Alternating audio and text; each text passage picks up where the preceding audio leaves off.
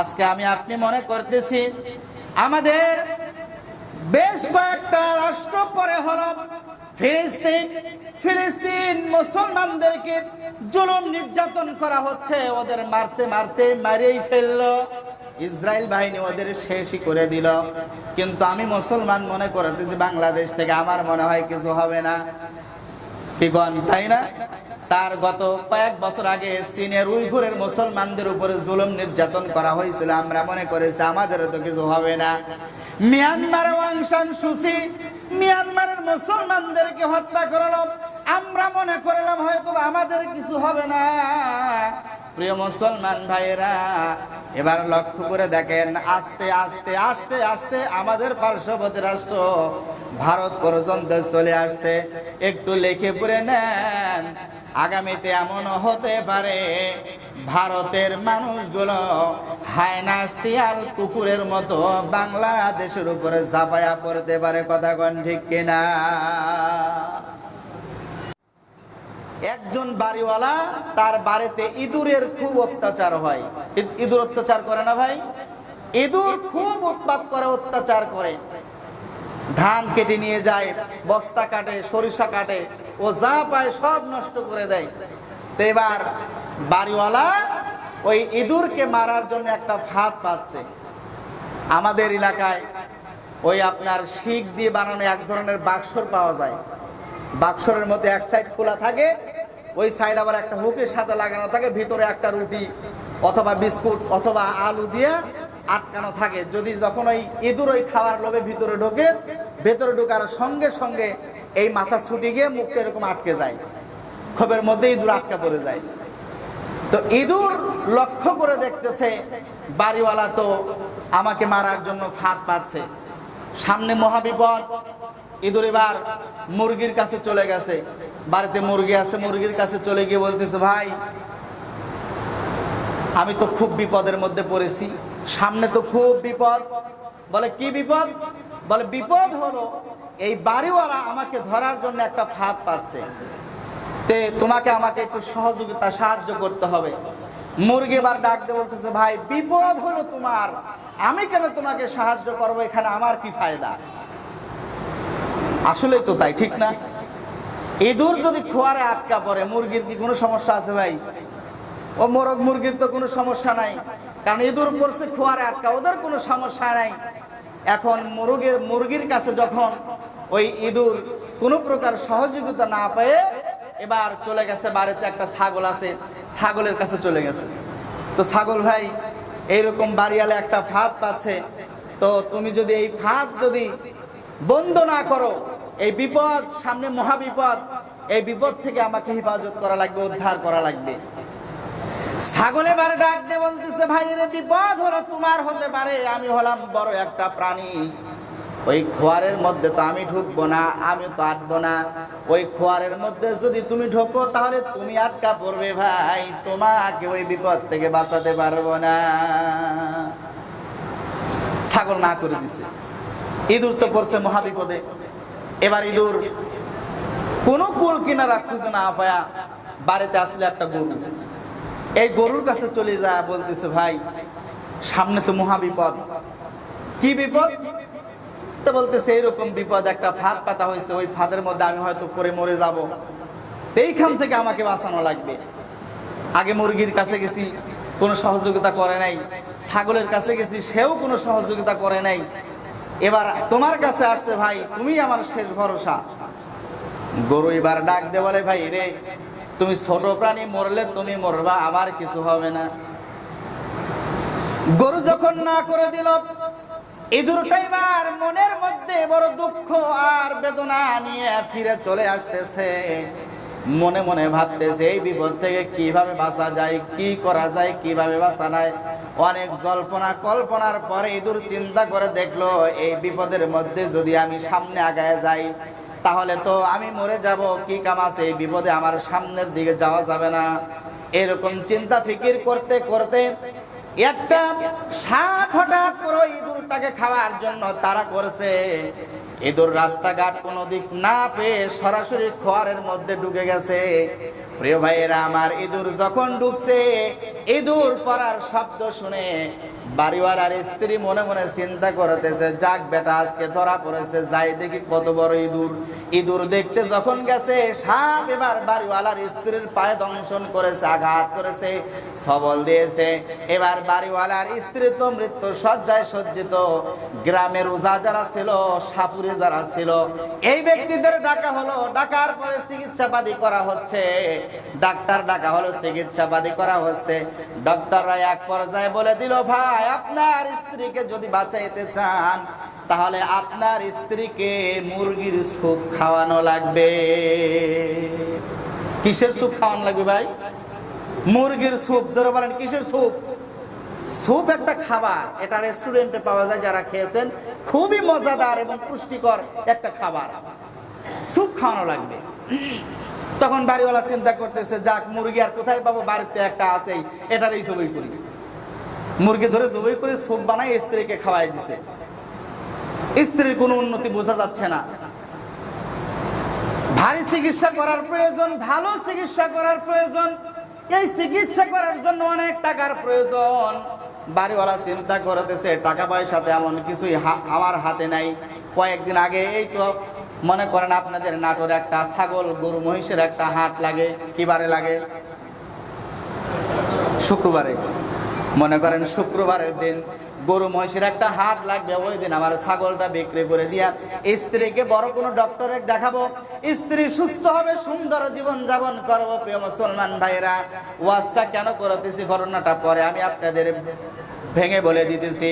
এবার ছাগলটাকে নিয়ে চলে গেল, ছাগল বিক্রি করে দিল। বিক্রি করা টাকা দিয়ে স্ত্রীর চিকিৎসা করলো। মাগার স্ত্রী তো ভালো হয় না। স্ত্রীর দিনকে দিন আস্তে আস্তে আরো মরণাপন্ন অবস্থা, মৃত্যু শয্যায় সজ্জিত। স্ত্রী এক পর্যায়ে আস্তে আস্তে মরেই গেল। এবার চিন্তা ফিকির করে দেখতেছে, স্ত্রী তো মারা গেল, এবার স্ত্রীর রুহের মাগফিরাতের জন্য একটা কুলখানি করার দরকার আছে না নাই? কি আপনাদের দিক জিয়ারত হয় না? ব্যাপার হয় না? তো বাড়িওয়ালা আবার চিন্তা করতেছে, কি আর করা যাবে, স্ত্রী তো যখন মারাই গেল, সংসারে বেচারি এত কষ্ট করছে, এত পরিশ্রম করছে, যাক স্ত্রীর রুহের মাগফিরাতের জন্য একটা কুলখানি করি, একটা দোয়ার অনুষ্ঠান করি। তো দোয়ার অনুষ্ঠান করতে তো অনেক টাকা পয়সা প্রয়োজন। কি খাওয়ানো যায়? পালে একটা গরু আছে, যাক গরুটা জবাই করে খাওয়াই দিই। এবার হলো পালের গরুটা জবাই করে সবাইকে দাওয়াত করে খাওয়াই দিল। স্ত্রীর জন্য দোয়া হলো, সব কিছু হলো। প্রিয় মুসলমান ভাইয়েরা, ছোট্ট একটা গল্প এই জন্য আপনাদের বললাম, কোরআন হাদিসের আলোচনার পাশাপাশি। সেটা হলো, আজকে আমি আপনি মনে করতেছি আমাদের বেশ কয়েকটা রাষ্ট্র পরে হলো ফিলিস্তিন। ফিলিস্তিন মুসলমানদেরকে জুলুম নির্যাতন করা হচ্ছে, ওদের মারতে মারতে মারেই ফেললো। ইসরায়েল বাহিনী ওদের শেষই করে দিল। কিন্তু আমি মুসলমান মনে করতেছি বাংলাদেশ থেকে আমার মনে হয় কিছু হবে না।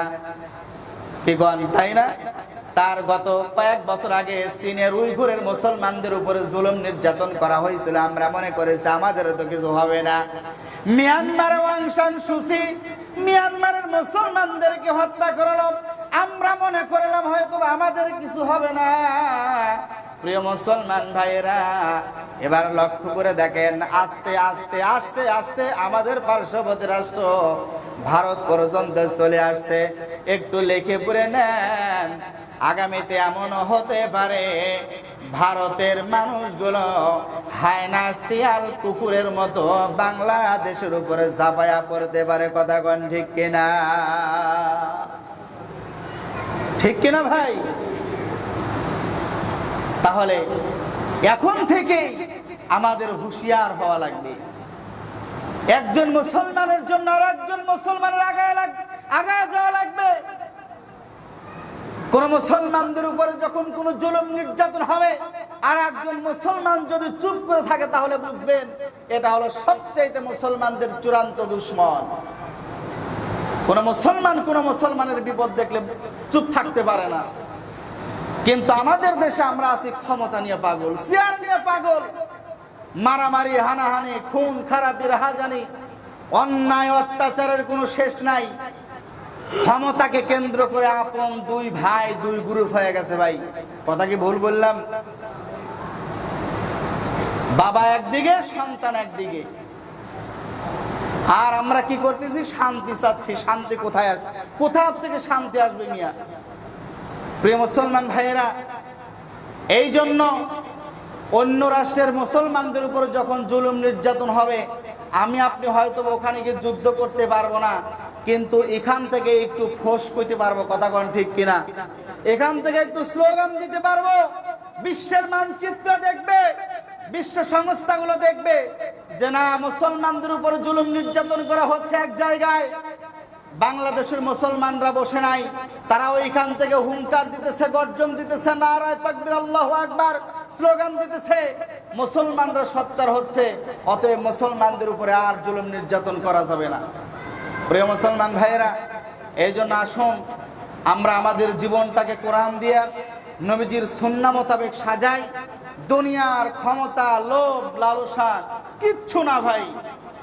প্রধানমন্ত্রী শেখ হাসিনা ছিল, আজকে এক সময় শেখ হাসিনাকে মানুষ সম্মান করত। কি সম্মান করতো না ভাই? এখন তাকে গালি দেয়। ফিরাউন যখন জীবিত ছিল, ফিরাউনকে মানুষ নামো করেছে, কিন্তু আপনি খোঁজ নিয়ে দেখেন কোন মুসলমান তো দূরের কথা, কোন বিধর্মীয় তার সন্তানকে ফিরাউন নাম রাখে না। আপনাদের জানা মতে রাখছে কি জানি না, তবে আমি জানি রাখে নাই কোনোদিন। প্রিয় মুসলমান ভাইরা, এটাই বাস্তবতা। আজকে আমি আছি, আপনি আছেন, কাল আমি আপনি কেউ থাকবো না, কিন্তু আমার আপনার একটা জিনিস থেকে যাবে, সেটা হলো আমল। আমল যদি ভালো হয়, কবরটা হবে জান্নাতের টুকরা, আর আমল যদি খারাপ হয়, কবরটা হবে জাহান্নামের টুকরা।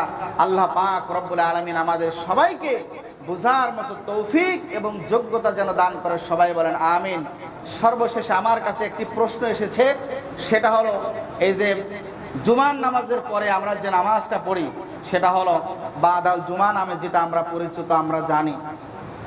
এই জুমার নামাজের পরের এই নামাজটা আপনারা পড়বেন দয়া করে, এটা না পড়লে গুনাহগার হবেন। এই বিষয়টা নিয়ে আমি আজকেই প্রশ্ন সম্মুখীন হওয়ার পরে বিষয়টা একটু গবেষণা করলাম। আপনারা এটা আরো বড় বড় আলেম আছে, তাদের কাছ থেকে জিজ্ঞাসা করবেন। এই নামাজটা আপনারা পড়বেন, যদি এখানে পড়েন 4 রাকাত পড়বেন, বাসায় গিয়ে যদি পড়েন 2 রাকাত পড়বেন। আর বাসায় গেলে তো আসলে পড়া হয় না। দেখা যায় আমরা এখানে একটা নামাজ পড়ার পরিবেশ, বাড়িতে গেলে আমরা এভাবে পরিবেশ তৈরি করতে পারি না। বাড়িতে যাওয়ার পরে বিভিন্ন পেরেশানিতে আমরা বিভিন্ন কাজে ব্যস্ত হয়ে পড়ি। প্রিয় ভাইরা, এই বিষয়ে এর আগেও আমি আপনাদের বক্তব্য দিয়েছি, অনুরোধ করেছি।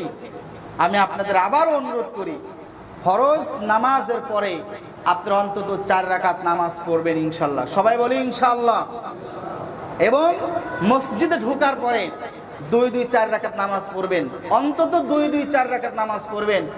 একটা হলো তাহিয়াতুল উজুর নামাজ পড়বেন, আর একটা হলো দুখুলুল মসজিদ, মসজিদে ঢুকলে 2 রাকাত নামাজ পড়তে হয়, নবীজির সুন্নাত। নবীজি বলেছেন, কোন ব্যক্তি যদি আমার একটা সুন্নাতকে আঁকড়ে ধরে, তাহলে 70 জন গলা কাটা শহীদের সমান সওয়াব ওই ব্যক্তি পেয়ে যাবে। সুবহানাল্লাহ। প্রিয় ভাইয়েরা, এই জন্য আসুন, 4 রাকাত নামাজ পড়তে কত সময় লাগে ভাই? এখান থেকে চলে গিয়েই তো চায়ের দোকানে অথবা বাড়িতেই গিয়ে তো আমরা বসে থাকি বা খানা খাই, রাস্তায় গল্প গুজব করি, বিভিন্ন ঝামেলায় জড়ায় যাই। আমি আপনাদের অনুরোধ করে বলবো ভাই, আপাতত 4 রাকাত নামাজ জুমার পরে সুন্নাত পরে ইনশাল্লাহ যাবেন। আল্লাহ পাক রব্বুল আলামিন যেন আমাদের সবাইকে আমল